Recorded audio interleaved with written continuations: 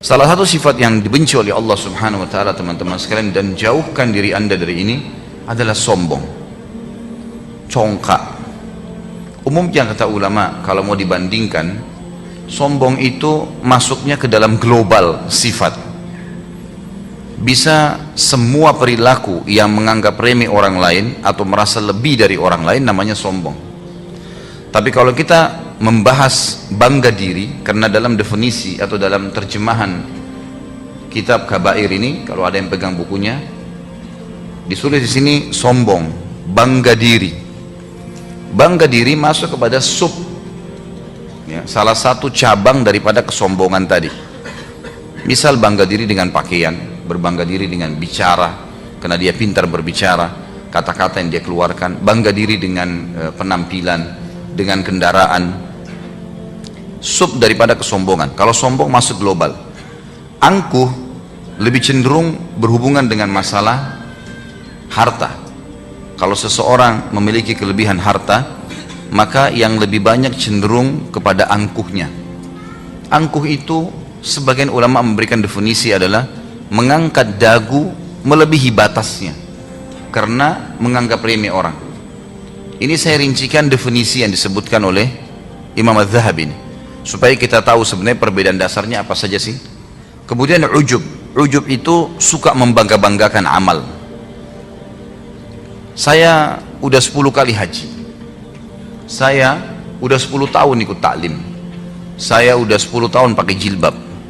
Saya, semuanya saya. Itu ujub namanya. Masuk dalam sub bahasan sombong. Dan juga congkak. Congkak lebih cenderung kepada gerakan-gerakan tubuh yang sifatnya ya menunjukkan kelebihan pada orang lain. Ini sifat definisi saja ya. Seperti orang kalau jalannya sengaja membunyikan sepatunya misalnya karena ingin menunjukkan kepada orang, gitu kan? Itu congkak. Lebih masuk kepada istilah congkak kalau bahasa kita. Saya coba ya rincikan satu persatu dari definisi ini, walaupun sebenarnya semua masuk dalam istilah sombong.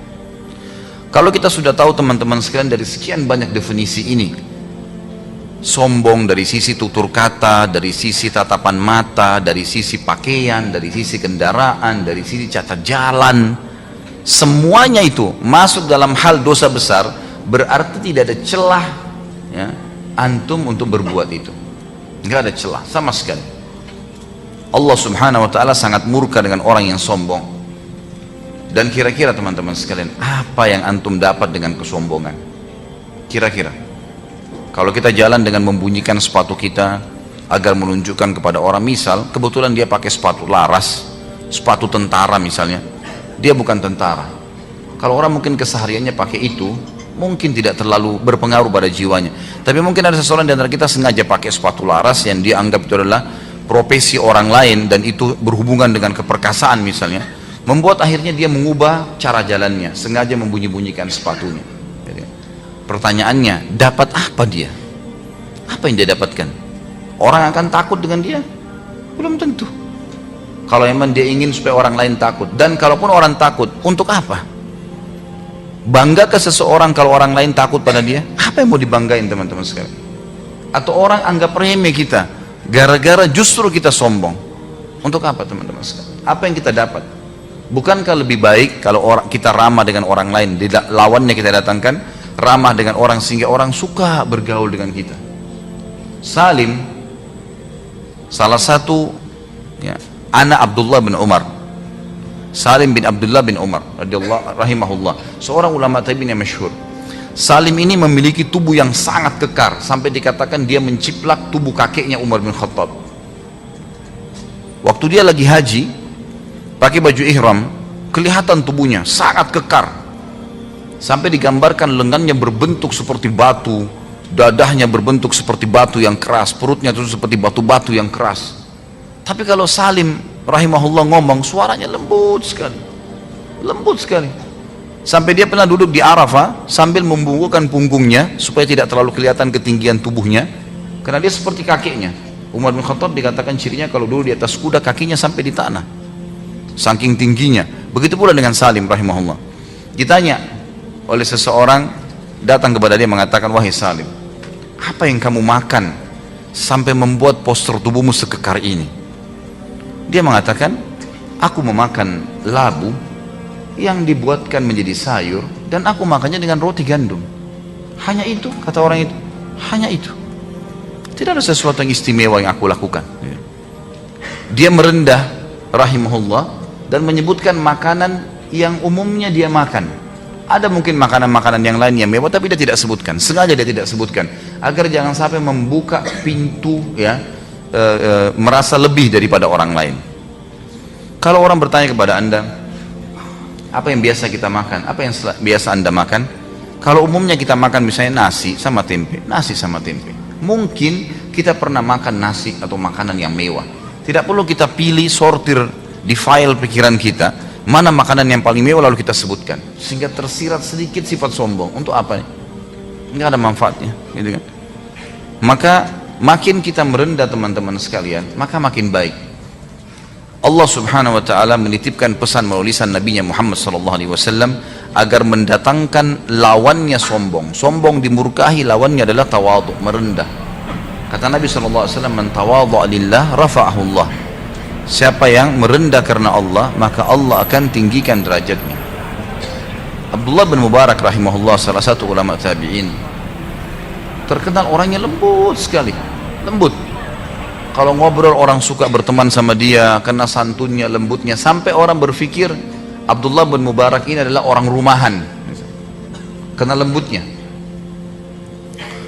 Satu waktu di kancah peperangan teman-teman, di kancah jihad, pasukan muslimin bertemu dengan pasukan Rum, dan ini di kancah peperangan lagi saatnya menunjukkan keberanian.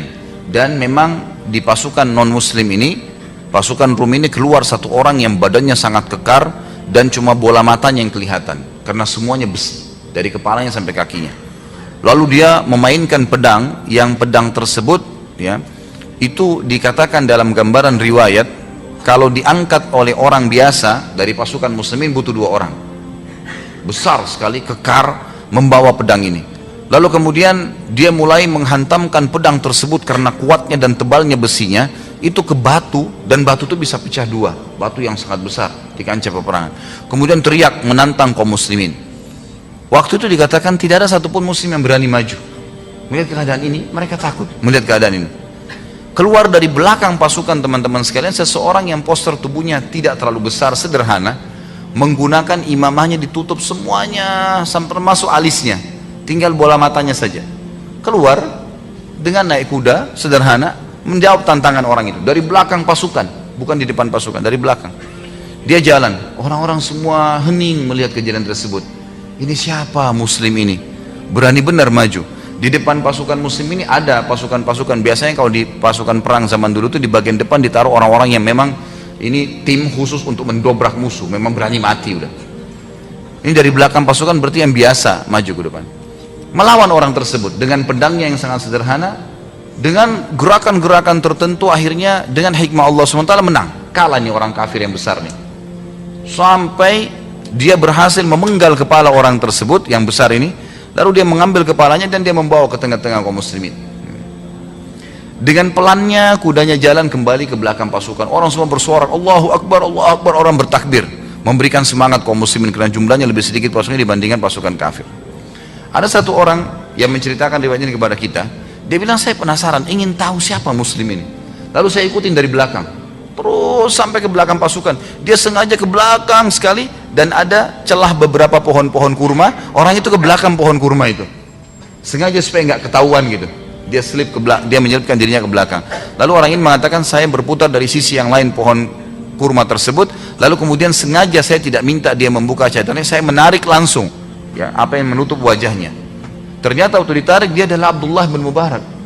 Abdullah bin Mubarak tadi ini ulama tabi'in yang masyhur, yang dikenal seperti anak rumahan gitu kan, yang selama dia bergaul dengan kaum muslimin sangat santun, lembut, tapi luar biasa di kancah peperangan, mengalahkan musuh yang tidak ada satupun orang muslim berani melawannya gitu. Ini kerendahan diri teman-teman sekalian.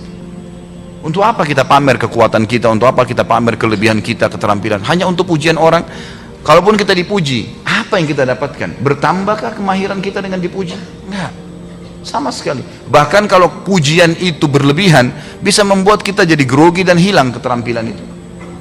Bukankah kalau kita mau membuat orang takut, pertanyaannya, apa manfaatnya kita buat orang takut? Gak ada manfaatnya sama sekali.